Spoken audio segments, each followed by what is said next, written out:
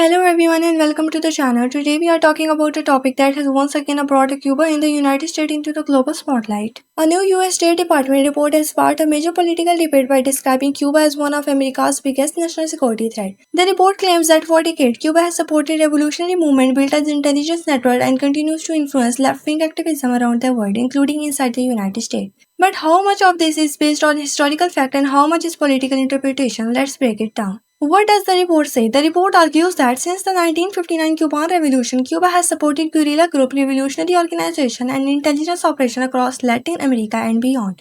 It also claims that Cuba has used ideology, not military power, and its strongest weapon. According to the report, Cuban influence is still visible today through activist humanitarian group and political movement that criticize US policies. The historical reality. Historians agree that during the Cold War, Cuba did support several revolutionary movements in Latin America and Africa. It also hosted international conferences promoting anti-colonial and social ideas. Cuba developed an effective intelligence service and successfully recruited a few high-profile US spies over the years. So some parts of the report are supported by historical evidence. However, many historians argue that the report goes too far by suggesting that today's protest and political movement in America are directed or controlled by Cuba. Experts say that many social movements developed independently and could not simply be linked back to Havana. They believe the report oversimplifies a much more complex history. The situation inside Cuba. Despite being described as a security threat, Cuba is currently facing a severe economic crisis with food shortage, power outages, and mass migration. Critics therefore question whether a country struggling with its own economy can realistically pose such a significant threat to the United States. In the end, the debate is not about whether Cuba has influenced international politics in the past. This is well documented. The real disagreement is whether Cuba still has the power to shape the American politics today. Supporters of the report say Cuba remains dangerous because of its ideological influence and intelligence capabilities. Critics argue that the report exaggerates the threat and turns complex political issues into the national security narrative. So what do you think? Is Cuba still a major threat to the United States, or is this mainly a political message? Let us know your thoughts in the comment.